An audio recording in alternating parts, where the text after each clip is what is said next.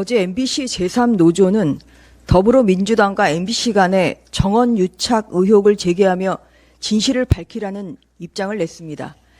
윤 대통령이 수행원들과 사적으로 나눈 얘기를 촬영한 MBC 영상이 뉴스로 보도되기도 전에 민주당 박홍근 원내대표가 관련 내용을 먼저 지적을 했는데 이 경위가 매우 의심스럽다는 것입니다. 매우 부정확한 내용을 단정적인 내용으로 보도한 MBC의 이번 처사는 공영방송임을 포기한 처사로 이에 상응하는 책임을 물어야 할 것입니다. MBC 내부에서부터 의혹이 제기되는 사건인 만큼 진실이 반드시 밝혀져야 할 것입니다. 어제 있었던 고위 당정 협의의 결과로 스토킹 등 집착형 잔혹 범죄 대응 방안이 발표됐습니다. 결정 사항을 보면 우선 올해 정기국회 중점 법안으로 스토킹 처벌법 개정안을 추가해서 신속하게 추진하기로 했습니다. 구체적으로 스토킹 범죄에 대한 반의사 불벌죄 조항 삭제, 처벌 대상에 온라인 스토킹 추가, 잠정 조치의 위치 추적 도입, 응급 조치 위반 시에는 기존의 과태료 부과에서 형사처벌을 신설하는 등의 스토킹 범죄를 막는 강력한 조치들을 추진하기로 했습니다.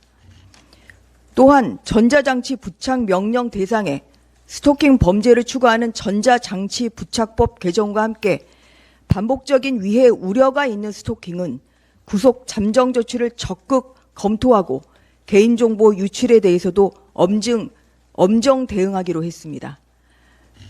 지난주 여성가족위원회, 당정협의, 그리고 비대위 공개 발언을 통해서 지속적으로 스토킹 범죄 대책에 대한 언급을 해왔습니다만 어제 고위 당정에서 결정된 사항들이 조속히 가동될 수 있도록 구체적이고 빠른 조치가 이루어져야 할 것입니다. 무엇보다 지속적이고 신뢰할 만한 대책이 되려면 충분한 인력과 예산 지원이 동시에 논의가 되어야 합니다. 당장 전자장치 부착 대책의 경우를 보더라도 감독 인력과 예산 지원이 뒷받침되지 않으면 감시 대상만 늘어날 뿐 결국 감시 사각지대가 존재할 수밖에 없습니다. 따라서 발표된 조치들을 실행하기 위해서는 법무부와 기재부, 행안부 등 유관 부처가 적극 소통하고 협의하여 신뢰할 수준의 후속 대책을 빠른 시일 내에 마련해야 할 것입니다. 신당역 사건 이후 일상적 관계의 불안과 사회 안전 시스템에 대한 불안이 커지면서 스스로를 지키기 위한 자구책으로 호신용품을 사는 여성들이 늘고 있다는 보도도 나오고 있습니다. 불안해하는 국민들이 믿고 신뢰할 수 있도록 조속한 후속 조치가 이루어져야 할 것이고 국민의힘은 이러한 대책 마련에 최선의 노력을 다하겠습니다. 이상입니다.